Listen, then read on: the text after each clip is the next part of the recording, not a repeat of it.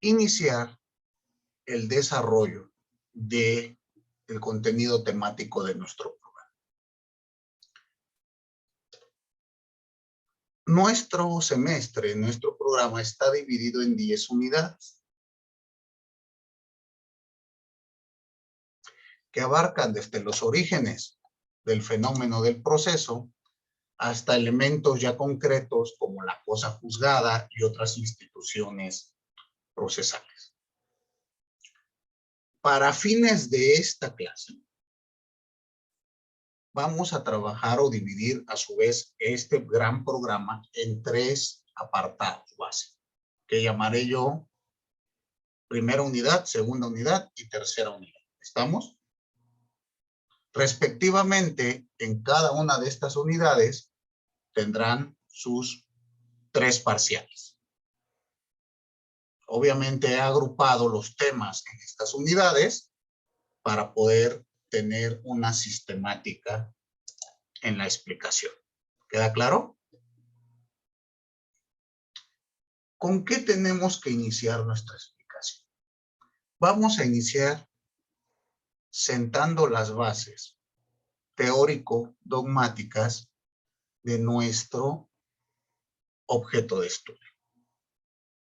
Como ustedes pueden inferir, el objeto de estudio de nuestro temario es el proceso.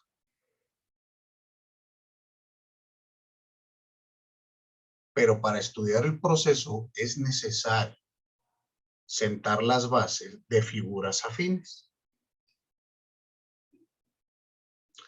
Hay que definirlas para no caer en equivocación. ¿Qué es lo que ocurre? A esto, un autor muy importante, Perelman, en su tratado sobre la nueva retórica, nos dice que para evitar discusiones y confusiones, lo primero que hay que hacer es tener un acuerdo argumentativo previo.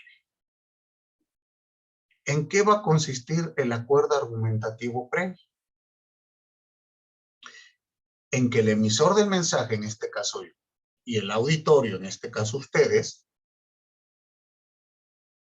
nos pongamos de acuerdo en cómo le vamos a llamar a alguna cosa para poder continuar nuestra charla. ¿No les ha pasado que hay ocasiones que están platicando, debatiendo, discutiendo con alguien y después de 20, 30 minutos le dicen, pero si es lo mismo que te estoy diciendo? Y eso ocurre frecuentemente en la materia o en el campo del derecho. ¿Por qué?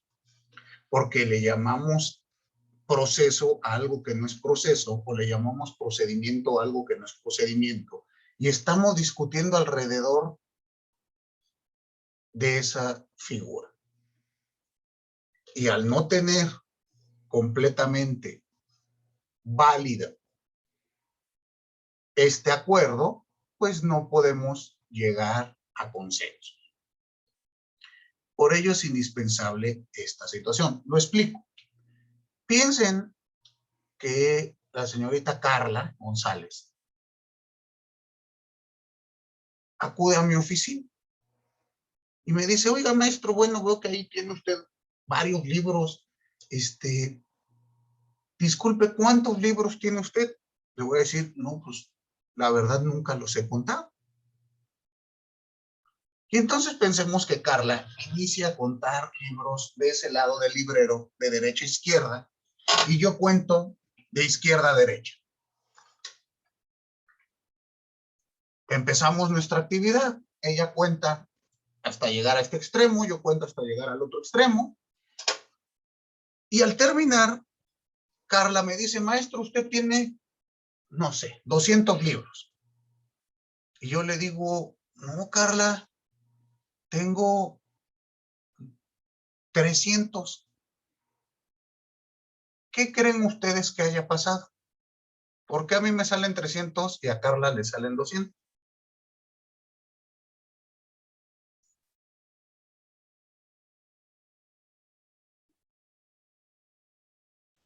Porque nos ven de puntos de vista diferentes. A ver, ¿por qué, Fernanda? Pues porque usted le estaba contando de izquierda a derecha y pues Carla de derecha a izquierda. Entonces no sé. Pero ¿por qué por qué daría lugar al error? Pues simplemente nos equivocó, ¿no? Ok, alguno se equivocó, podría ser una explicación, pero pensemos, a ver, repito yo mi cuenta ahora de izquierda a derecha y Carla de derecha a izquierda, y le vuelven a salir 200 y a mí 300.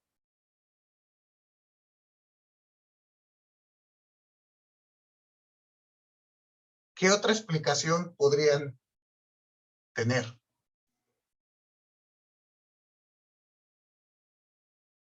Pues quizás podría ser que para usted un libro son para ella dos. No sé cómo darme a entender. Quizás usted ve aquí nada más un libro y ella está viendo dos, quizás puntos de vista diferentes. Más que puntos de vista, ¿qué nos faltó antes de iniciar la actividad? Poner un parámetro. En este caso, ¿cuál sería? Que, no sé, que cierta cosa equivale a un libro. Exactamente. Ania, ¿no nos faltó primero definir qué es un libro?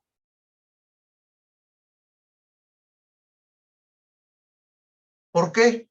Porque puede ocurrir que Ania, Carla, me hubiese dicho, pues es que yo quiero saber cuántos libros de derecho tiene. Que usted en el librero tiene novelas, tiene códigos viejos, tiene códigos comentados, y pues eso no es un libro. ¿Sí me explicó? Entonces dense cuenta la importancia de esta figura del acuerdo previo. Para ello, reitero, estas clases nos vamos a dedicar a establecer toda esta función. Toda la estructura básica, procedimental y procesal de este fenómeno. ¿Qué método vamos a utilizar? Vamos a utilizar el método de la cuantificación evidencial. Esto es un método propiamente aristotélico que nos permite categorizar los objetos. Es decir, señalar un género próximo con una diferencia específica. ¿Cuál va a ser la función de la teoría del proceso? Sentar los parámetros de las categorías institucionales que conforman al fenómeno jurídico denominado proceso.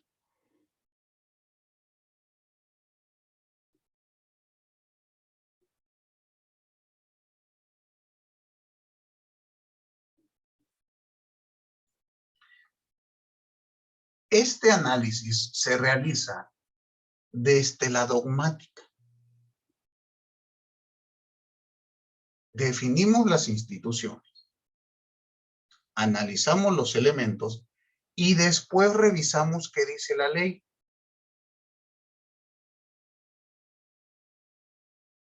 Porque a veces se emplea o se realiza este ejercicio de un modo distinto. Vemos qué dice la ley y de ahí construimos una teoría. Esto no es adecuado porque hay ocasiones que la ley puede tener errores. ¿Estamos? A veces el legislador le llama juicio a lo que es proceso o le llama procedimiento a lo que es un juicio o le llama proceso a lo que es procedimiento, etc. ¿Estamos? Le llama queja a lo que es una denuncia. Ahí es donde entra la teoría del proceso. Ahora bien, esta teoría del proceso que vamos a estudiar es una materia vamos a decir, nueva para los estándares del derecho. El estudio de la rama procesal como ciencia autónoma llega hasta 1890.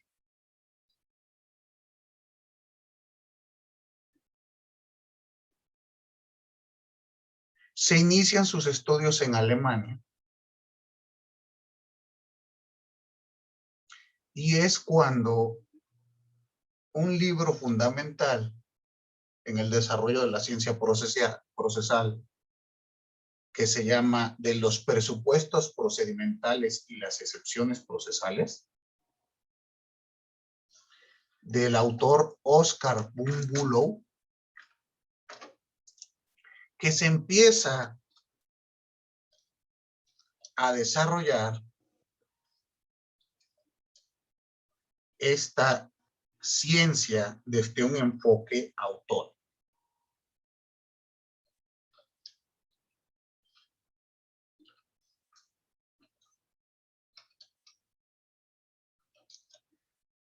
Antes de este primer estudio,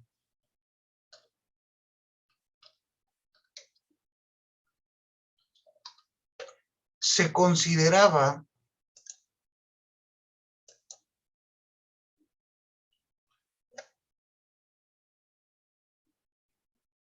les di mal el nombre. El nombre es la teoría de las excepciones procesales y los presupuestos procesales. El autor es Oscar Bulow. Creo que les di al revés el título, ¿no?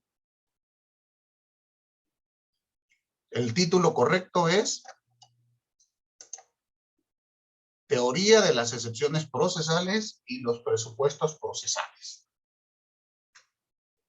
Esta obra fue publicada en 1868 y es la que inicia el desarrollo de la materia que vamos a estudiar. Ustedes me dirán, maestro, 1868, pues ya estamos hablando de bastante tiempo, ¿no?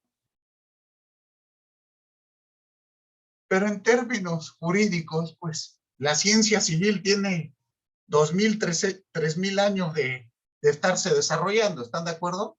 Al igual que el penal, al igual que otras materias.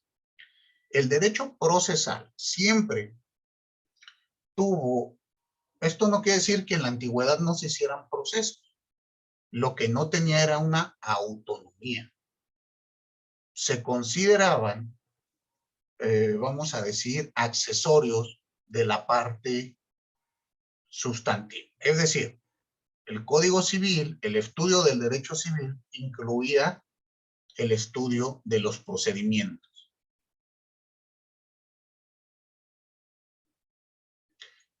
Este autor, Oscar Bulow, separa y dice, es que no podemos estar analizando del mismo modo como se analiza un contrato, a cómo se analiza el procedimiento para rescindir un contrato. Son cuestiones distintas, ¿estamos de acuerdo? Intervienen sujetos distintos. Entonces, se empieza a hacer esta división. A partir de ahí, con la escuela alemana del derecho procedimental, se va creando una fuerte doctrina al respecto. Obviamente, como ustedes escuchan, esto ocurre en Europa. De Alemania brinca Italia, Francia y demás. Y llega, por lo menos, a nuestro país, a México, hasta por ahí de 1960.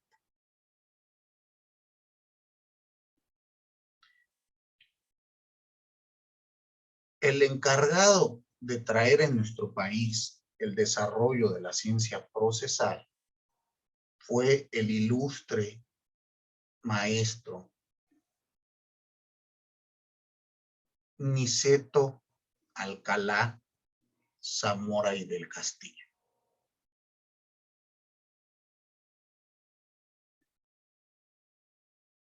también vamos a tener que leer algo del maestro,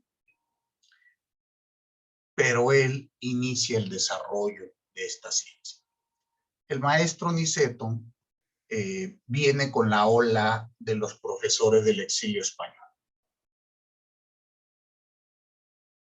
¿Sale? El día de mañana que ustedes ya regresen a nuestra universidad, a nuestras aulas, van a encontrar que tenemos un salón dedicado a los grandes maestros del exilio español.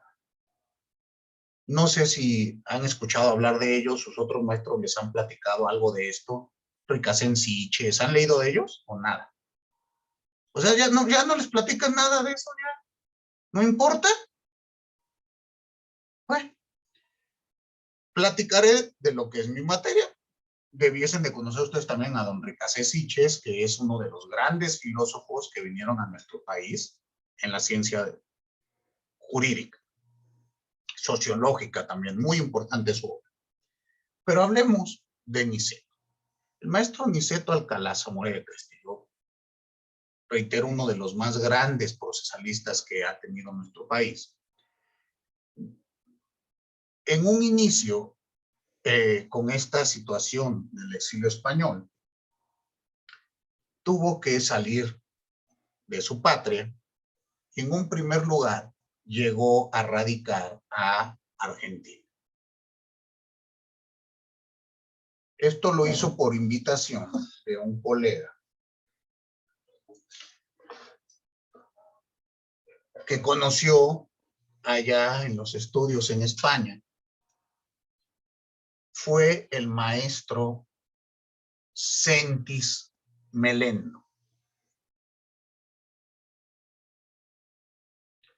El maestro Sentis Melendo estudió en España, aprendió, bueno, también estudió en Italia, aprendió bien el idioma italiano y estuvo estudiando por allá. Juntos, Niceto Alcalá y Sentis Melendo fundan en Argentina una editorial muy importante en el ámbito procesal, que fue la editorial Egea.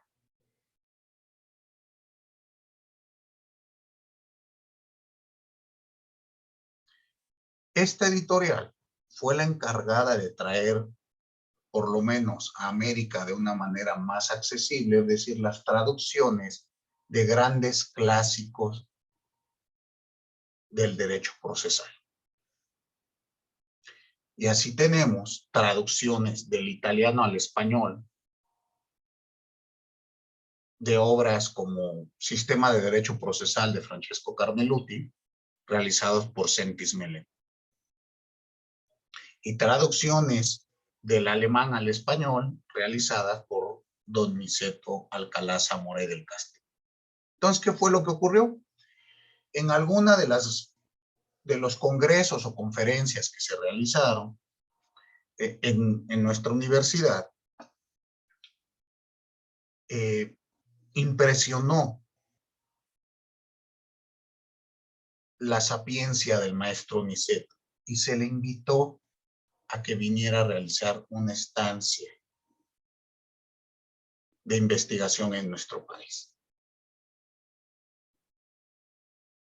Al parecer al maestro Niceto le gustó cómo fue tratado y recibido en nuestro país y decidió quedarse a radicar. A partir de ello, su obra se vuelve prolífera y nos dejó muchísimo material para seguir aprendiendo.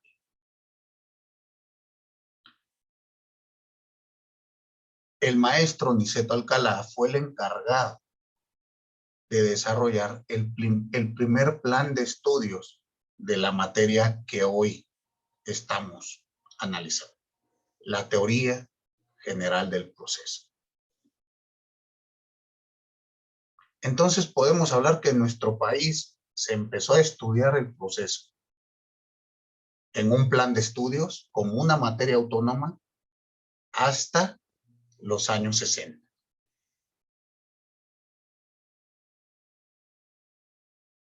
Y de ahí, al día de hoy, bueno, tenemos un amplio recorrido en esta materia. Pero por eso les decía que es una materia novedosa.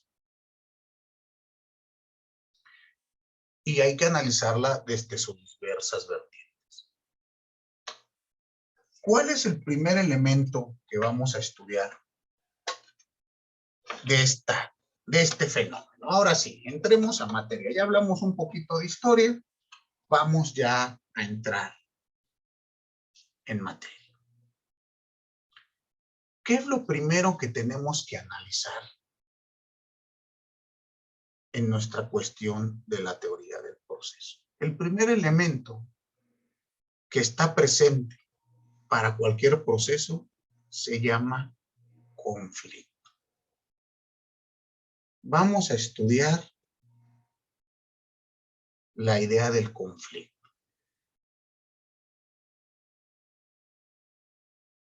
Pero no cualquier conflicto, porque no cualquier conflicto tiene relevancia en el campo de lo procesal o de lo procedimental. Ya iremos dividiendo estas dos grandes ramas. Tenemos que ver que son conflictos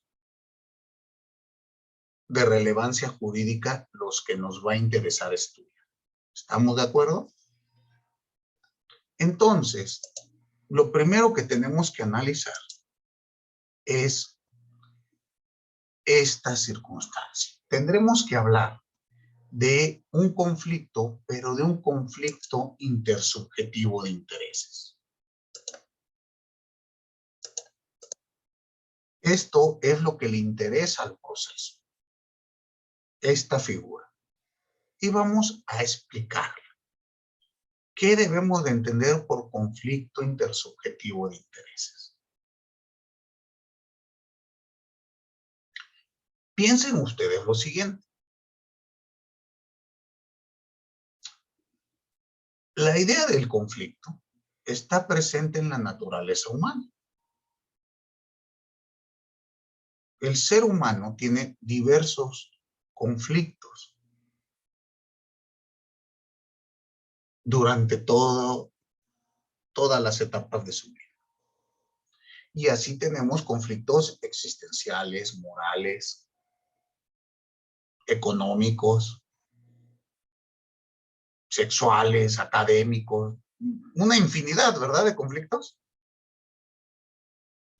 Pero bueno, no todos esos conflictos le interesan al proceso, ¿sí? A ustedes el día de mañana les va a tocar darle asesoría a sus clientes. Y hay ocasiones donde va a llegar el cliente con algún conflicto sin demeritar, pero que son conflictos que no tienen relevancia para el campo de lo penal. Donde ustedes tendrán que decirle, pues es que esto que usted me está planteando, pues yo como abogado no le puedo dar solución alguna. No soy la persona idónea. A lo mejor usted necesitará otro tipo de profesionista. Por ello tenemos que analizar que el conflicto que nos interesa a nosotros es un conflicto intersubjetivo de intereses. Vayamos desarrollando estas circunstancias. ¿A qué me refiero cuando digo conflicto intersubjetivo de intereses? Piensen ustedes en lo siguiente.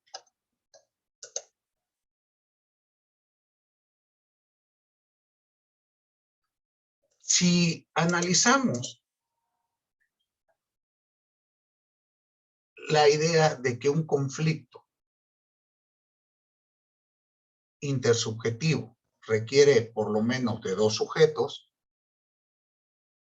vamos a entender que el conflicto de relevancia para el campo procesal es un conflicto que se da del hombre en sociedad.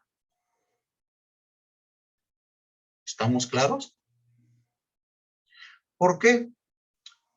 Porque cuando el hombre vive en soledad, pues muy difícilmente tendrá conflictos, ¿verdad? Imagínense ustedes el siguiente supuesto. ¿Recuerdan ustedes el cuento de Robinson Crusoe? ¿Quién se acuerda? ¿Quién me dice? ¿De qué trata?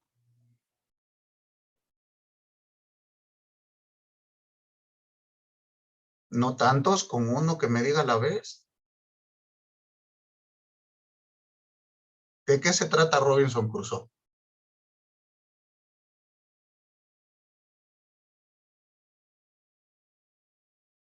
¿Nadie quiere participar?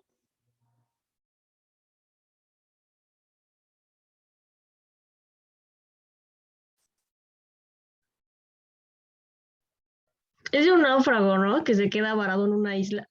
Exactamente. ¿Y qué Y, más? ¿De qué más te acuerdas? y luego hace amigos. Creo que era un perico y un como no sé, como un salvaje de la isla, algo así. Y lo hace su esclavo, creo. Bueno, a lo mejor leí otra, pero más o menos va por ahí. Bueno, exageré. ¿Han visto la película El Náufrago con Tom Hanks? Ah, bueno, pues es lo mismo. Ubiquen o imagínense esta figura del náufrago. ¿Sale? Cuando Tom Hanks está en esa isla desierta, Robinson Crusoe, un náufrago en una isla desierta, tiene a su alcance y a su disposición bienes que pueden satisfacer sus necesidades. ¿Estamos de acuerdo? Y así él decide, si un día quiere comerse 10 cocos, pues se los come. Y al otro día no come. ¿Estamos? ¿Qué ocurre en Robinson Crusoe? Cuando Robinson Crusoe está en la isla desierta y tiene a su disposición los bienes, no hay conflictos. Los conflictos ocurren cuando llega un nativo de esa isla al cual le pone el nombre de Viernes. ¿Sí se acuerdan de eso? Cuando Viernes llega a la parte de la isla donde está Robinson Crusoe, se tienen que establecer reglas para tener una convivencia entre ambos. Y así Robinson Crusoe dice, oye, no nos podemos, no sé, bañar diario porque se va a acabar el agua limpia. O no nos podemos comer diario 5 cocos porque nos vamos a quedar sin cocos. Y dense cuenta ustedes que el hombre, como género, el hombre y la mujer, ponen reglas para la convivencia social. Es cuando se vuelven indispensables las reglas. Y así nosotros tenemos reglas de conducta y de convivencia social. ¿Concuerdan? Poco a poco estas reglas se convierten en normas jurídicas. Y así les pregunto a ustedes. A lo largo del día, ¿cuántos actos jurídicos creen que lleven a cabo ustedes? En un día normal, ¿llevan a cabo actos jurídicos o no llevan a cabo ningún acto jurídico? Si no, a mí, ¿qué actos jurídicos llevas a cabo? Pues yo pienso que casi todos, ¿Cómo cuál? o sea, todas las cosas que hago, pues tienen actos jurídicos. Deme ejemplo. No sé, pues entrar a la clase. ¿Por qué sería un acto jurídico entrar a mi clase? ¿Será porque estoy, no sé, socializando con gente nueva? Estoy realizando un acto que va a ser fundamental para mi vida, para el día. Sí, pero ¿por qué se convertiría? ¿Conmigo celebró un contrato o algo para estar aquí? No, Entonces, ¿por qué sería un acto jurídico?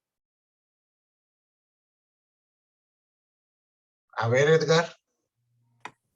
Por ejemplo, ir a la tienda, el desayuno puede ser, el hecho de ir a trabajar, son Ok, en la tienda, ¿qué acto jurídico realiza usted? la venta. Exactamente, hay una compraventa, ¿no? Ania, No, pues iba a decir que desde quedarnos en nuestra casa, ¿no? Pues si no hubieran más personas, yo me podría ir a la casa del vecino, pero pues no puedo porque es propiedad privada.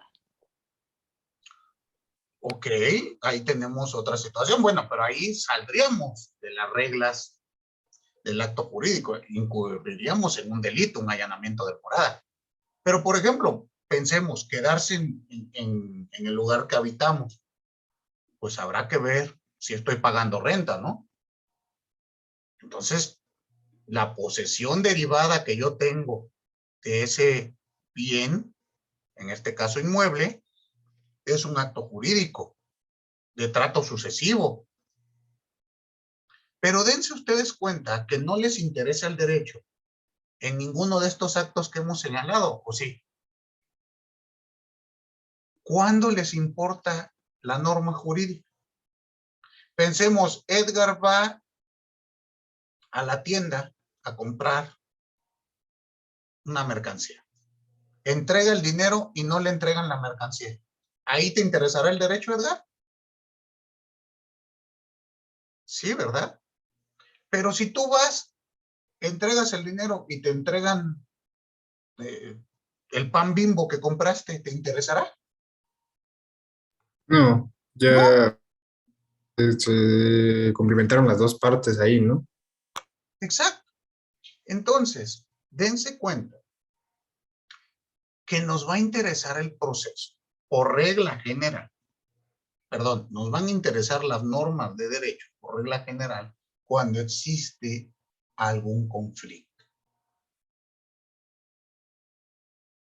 Antes no. Y como platicábamos, sí fue en este grupo, la clase anterior,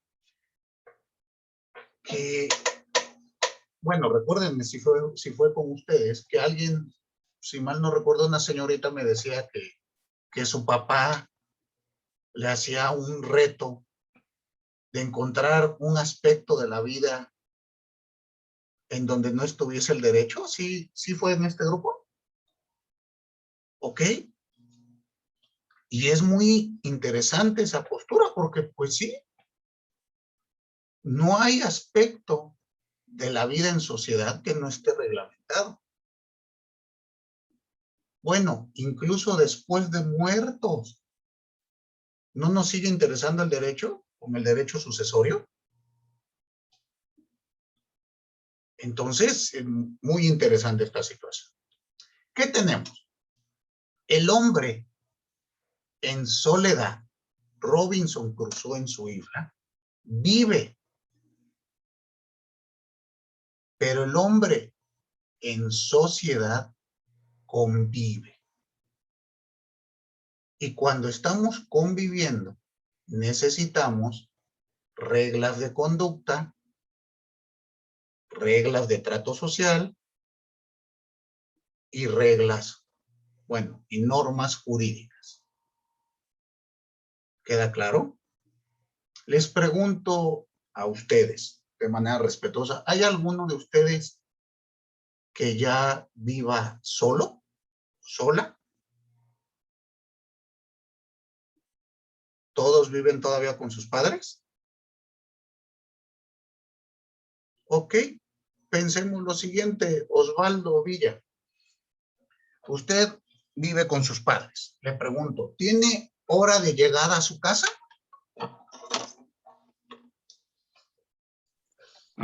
Sí, bueno, no tanto una hora, pero sí no puedo llegar así como que tanto en la madrugada. Bueno, dependiendo de los motivos, por decirlo así. Pero pensemos antes de este periodo que nos tienen recluidos, porque ahora se supone que están en sus casas, ¿no? Pero pensemos antes de esto. Preparatoria más o menos, ¿no? Cuando usted iba en la preparatoria, los viernes, ¿a qué horas tenía que llegar a su casa? Y fíjense que pregunté viernes. Pues no sé, como máximo a la 1 de la mañana, algo así. Ok, o sea, los viernes ya de plano sabían sus padres que usted se iba a ir de fiesta o cómo? Pues no, bueno, es que no salía yo tanto durante la preparatoria, así que entonces no. Pues, supongamos, Cuando me iba, ajá, ¿usted estudiaba en la bueno, tarde o en la mañana? en la mañana. En la mañana. ¿Y a qué horas tenía que llegar a su casa terminada la escuela?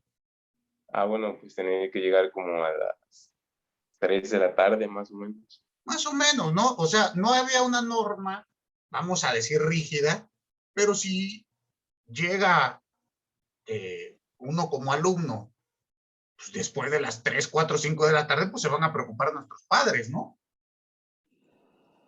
Y esto puede ocasionar un conflicto. Quiero que entendamos la idea del conflicto. ¿Por qué? Porque yo estoy conviviendo con más personas.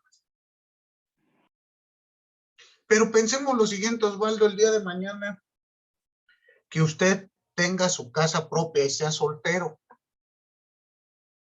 ¿Tendrá hora de llegada a su casa?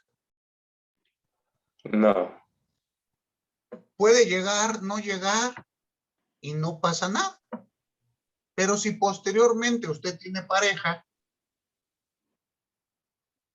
tendrá que llegar a determinada hora a su inmueble, ¿no? O se establecerá una regla de trato social, de conducta social, donde a lo mejor su pareja le dice, bueno, a mí no me importa si llegas o no llegas, pero dense cuenta que esta convivencia es la que nos va a traer en un primer inicio los conflictos. Cuando yo convivo con cualquier persona, puede surgir el conflicto. No quiere decir que sea necesario, pero es muy normal. Ahora bien, ¿cómo vamos a entender esta cuestión del conflicto? Tenemos que entenderla partiendo de otra figura fundamental, el interés.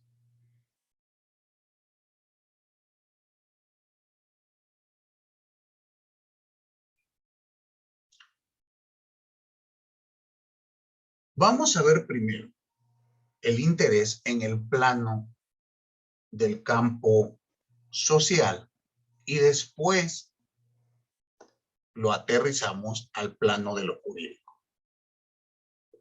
Es decir, las figuras, las instituciones jurídicas están basadas en figuras del diario acontecer, en figuras sociales, no viceversa. Entonces, primero veamos qué es esto del interés. ¿Cómo entienden ustedes esta figura? Al interés. ¿Cómo emplean ustedes esta palabra?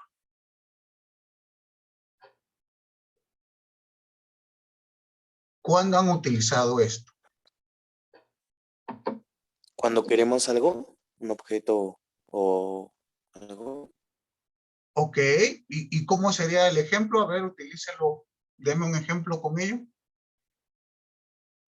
por ejemplo, nosotros al querer entrar a la universidad tenemos interés en las materias que imparte y por tanto, bueno, queremos hacer lo posible por estar en esta universidad, o en este caso en la facultad, ¿no? Entonces, estudiamos y presentamos exámenes o con nuestro pase reglamentario, eh, buscamos la manera de entrar, ¿no? Entonces tenemos el interés porque queremos estar aquí.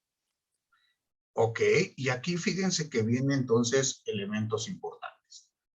Voy a compartir mi pizarra, por favor, díganme si se comparte y la pueden ver ustedes.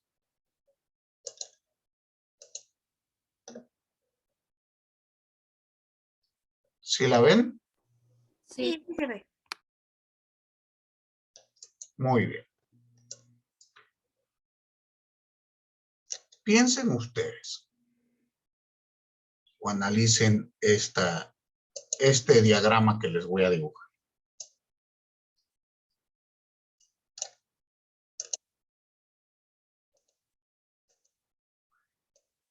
Aquí estamos hablando de unos elementos muy importantes que nos hizo favor de indicar Ulises. Vamos a tener un primer elemento que es nuestras necesidades.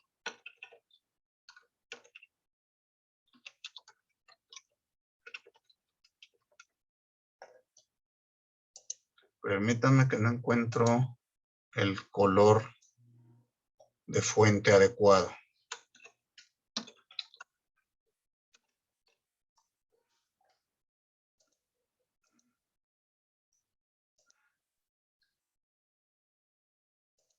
Ya.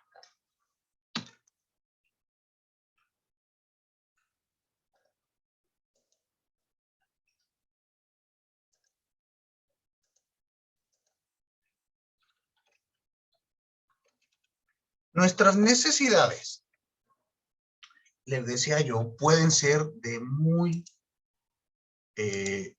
diversas índoles.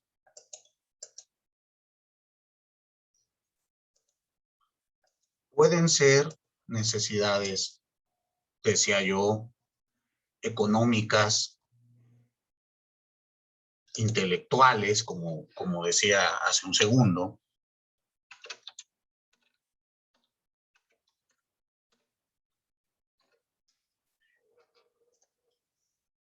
Necesidades, decía, económicas, religiosas, intelectuales, psicológicas. ¿Están de acuerdo que en nuestro diario vivir podemos tener miles de necesidades?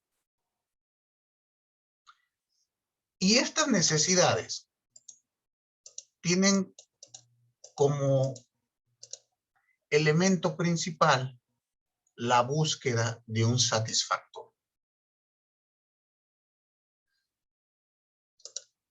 ¿Qué quiero decir? Piensen ustedes lo siguiente. En este caso, plantean una necesidad. Pues yo quiero obtener educación. ¿Estamos de acuerdo? Y para ello, hay una cantidad de satisfactores. Muy variada.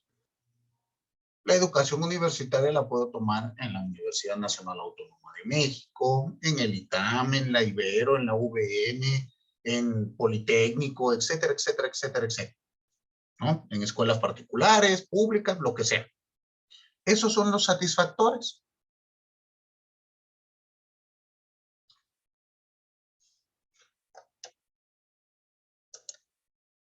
Y vamos a tener que entre la necesidad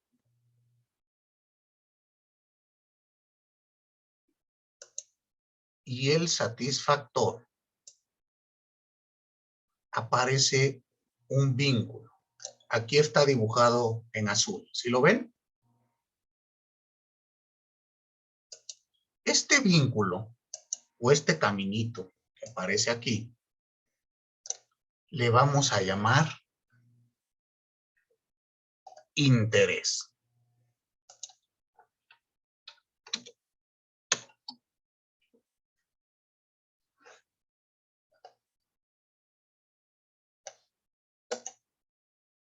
¿Sale?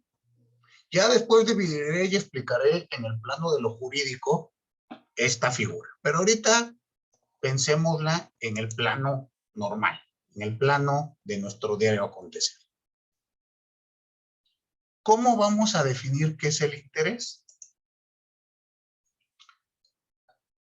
Vamos a decir que el interés es el modo en el que buscamos satisfacer nuestras necesidades.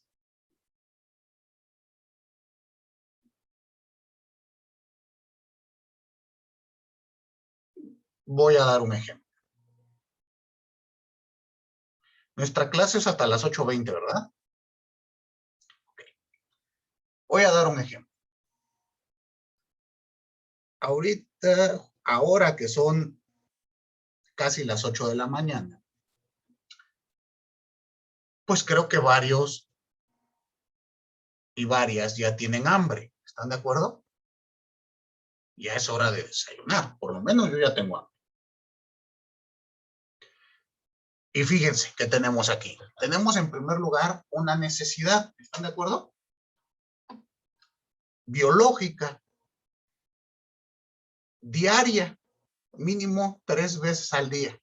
Me da hambre. ¿Estamos de acuerdo? ¿Cuál es mi necesidad? El hambre. Y vamos a tener satisfactores. ¿Concuerdan conmigo? ¿Cuál será mi satisfactor? El alimento.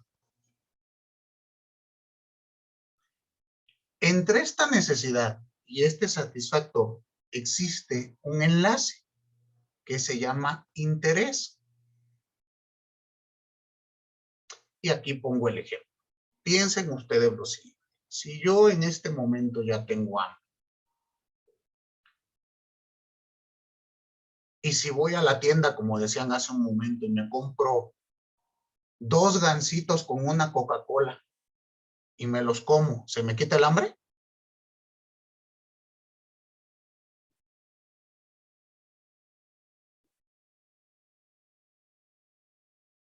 Y aquí viene el interés.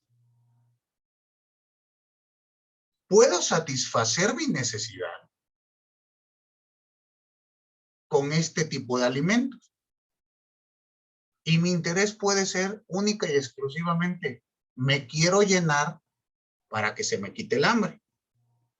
Pero puede haber otra persona, alguno de ustedes, de todos y todas, que diga, oiga maestro, pero eso, pues tal vez le quite el hambre, pero no lo va a nutrir. Incluso hasta le va a hacer daño, ¿no?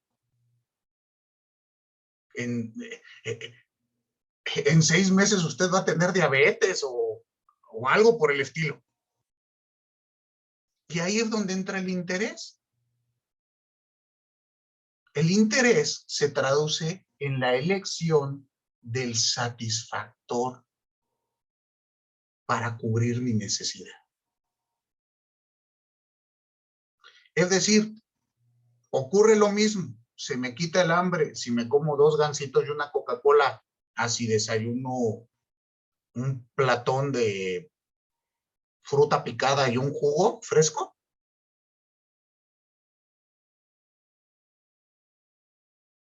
Y en alguno u otro, lo que varía es el interés que se tiene. ¿Se dan cuenta? Entonces, el interés se va a traducir en este vínculo que nos permite elegir el satisfactor. Siguiendo con este ejemplo de la alimentación. Piensen ustedes lo siguiente. Bueno, ahora ustedes son muy jóvenes y creo que ninguno tiene necesidad de estar en régimen alimenticio, ¿sí? Pero ya cuando llegan a mi rodada, pues hay que acudir con los nutriólogos y demás. ¿Y qué pasa? El nutriólogo te da un régimen para cumplir tu alimentación. Entonces, a lo mejor de lunes a sábado, yo tengo que desayunar A, B, C, D, F o P. ¿Concordamos? ¿Y por qué? Uno, estoy satisfaciendo una necesidad que es alimento, pero tengo un interés, alimentarme y nutrirme. Y a su vez, bajar de peso. O habrá quien esté en régimen para subir de peso. ¿Se dan cuenta cómo cambia el interés? En mi caso, bueno, es bajar de peso. ¿Sale? Y la nutrióloga me plantea que toda la semana, bueno, tengo que cumplir un régimen, desayunar a ciertas horas, ciertas cosas, etc. Pero me deja un día libre. Un día en el que no estoy en régimen. Normalmente yo lo tomo los domingos. Entonces piensen ustedes, si yo en las mañanas tengo que desayunar un plato de verdura con a lo mejor un té y un pan tostado, ¿el domingo creen que voy a desayunar eso? ¿Qué se imaginan que me gusta desayunar los domingos? Carnitas. Unas carnitas, una barbacoa, una birria. Y dense cuenta que aquí cambió mi interés. Igual, estoy buscando un satisfactor, pero mi interés ya es otro. ¿Cuál sería, Ulises? Pues no sé, comer algo que nos guste, no sé. Ahí ya no es cuidar mi peso, no es nutrirme, no es nada, es comerme algo que me gusta, consentirme. Digo, ya me lo gané. Unos 3 de maciza bien surtidos con su cuero y mucha salsa. No, fíjense que ahí mi interés ya no es bajar de peso, ¿o sí? Y ahí sí ponle doble tortilla porque no he comido tortilla en toda la semana. ¿Se dan cuenta cómo el interés es lo que varía mi satisfactor? O me ocurre, ¿no? Mismo ejemplo. En los desayunos a veces mi hija me dice, ay, no, yo no quiero carnitas o yo no quiero eso. Vamos por, no sé, unos mariscos o otra cosa, una barbacoa. Ya ven que los domingos también es común. Entonces, ya es nuestro interés es satisfacer un antojo. Que a lo mejor yo sé que hasta me hace daño, ¿no? Porque 2 taquitos de carnitas con una Coca-Cola bien fría, es algo que yo sé que me hace daño, pero me gusta. ¿Estamos? Y créanme que a mí antes no me gustaba la Coca-Cola. Hasta se me hacía así como, no sé. Pero de un periodo para acá, cuando como tacos, híjole, cómo se me antoja esa bendita droga que refresca. Entonces, dense cuenta ustedes cómo varía.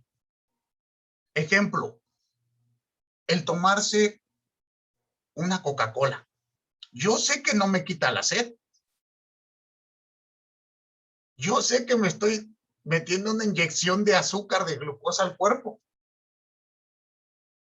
Y yo sé que si me tomo un vaso de agua, me quita la sed y es mucho más sano y más barato.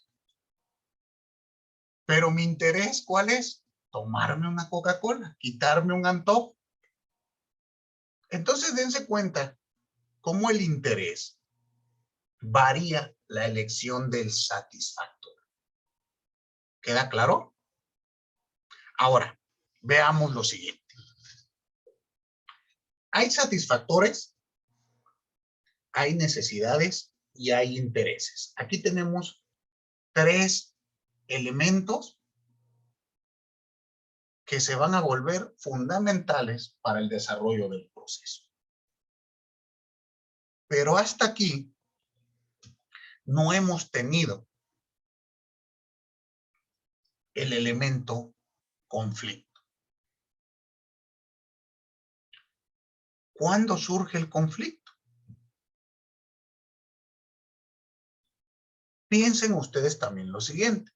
El ser humano, como género, es un ente que busca acaparar satisfactores más de los que necesita para cubrir sus necesidades. Piensen ustedes lo siguiente. No sé, yo tengo un reloj en la muñeca. Pero no tengo únicamente un reloj. Tengo varios. ¿Están de acuerdo conmigo que teniendo un reloj se cumple y se satisface mi necesidad? ¿Para qué tener más? Pues es parte de la naturaleza. Entonces somos un animal que tiene para sí o acapara para sí mayores bienes de los que necesita para cubrir sus necesidades. Y hay ocasiones en donde mi interés para obtener algún satisfactor choca con el interés que usted tenga respecto del mismo satisfactor. Y ahí es cuando surge el conflicto intersubjetivo de intereses. Por lo cual, vamos a explicar esta figura ya desde el plano de lo jurídico. Para no dejar la explicación a la mitad, lo haremos nuestra siguiente clase el día viernes. ¿Sale? Me recuerdan, por favor, que el viernes iniciemos explicando conflicto intersubjetivo de intereses. El día de hoy se analizó la idea de satisfactor, de necesidad y de interés, así como un breve referencia histórica de la materia de teoría del proceso en nuestro país y en nuestra universidad. Pregunto, ¿hasta aquí tienen alguna duda? ¿Todo está claro y en orden? Perfecto. Bueno, pues no me resta más que agradecerles a todos y a todas su amable atención y participación, desearles un excelente día y nos vemos por acá el viernes. Muchísimas gracias, muy amables. Hasta el viernes. Gracias. Gracias, profesor. Gracias, Buen día, hasta luego. Hasta Buen luego. día. Hasta luego.